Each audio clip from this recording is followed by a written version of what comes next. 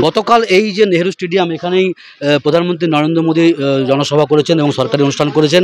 এই জায়গায় জল কাদা ভর্তি হয়ে রয়েছে। আমরা দেখতে পাচ্ছি যে এই পাণ্ডবেশ্বরের বিধায়ক এবং তৃণমূল জেলা সভাপতি নরেন্দ্রনাথ চক্রবর্তী তিনি হাতে ধানের চারা নিয়ে কিছুক্ষণ আগে এই যে নেহেরু স্টেডিয়াম, সেই নেহেরু স্টেডিয়ামে তিনি লাগালেন। যেহেতু এই মাঠে খেলাধুলো হতো, তার অভিযোগ যে তারপর এই মাঠে জনসভায় এবং সরকারি অনুষ্ঠান হওয়ার ফলে মাঠে যে প্যান্ডেল বা ইত্যাদি স্টেজ বানানো হয়েছিল, তার ফলে এবং বৃষ্টির জন্য যে জল কাদা হয়েছে, তাতে মাঠে খেলাধুলোর অযোগ্য হয়ে গেছে এবং সে কারণেই তারা প্রতীকী প্রতিবাদ হিসেবে এই ধানের চারা রোপণ করলেন। এবং উল্টো দিকে দেখাবো যে যখন তিনি ধানের চারা এখানে লাগাচ্ছিলেন, সেই সময় বিজেপির যারা কর্মী সমর্থক রয়েছেন তারাও কিন্তু পাল্টা স্লোগান দেন।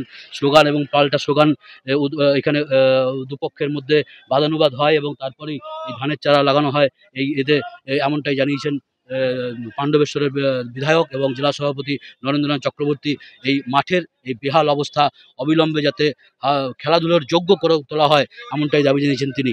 ক্যামেরা বিধানদের সাথে মনোজ বন্দ্যোপাধ্যায়, এবিপি আনন্দ, দুর্গাপুর, পশ্চিম বর্ধমান।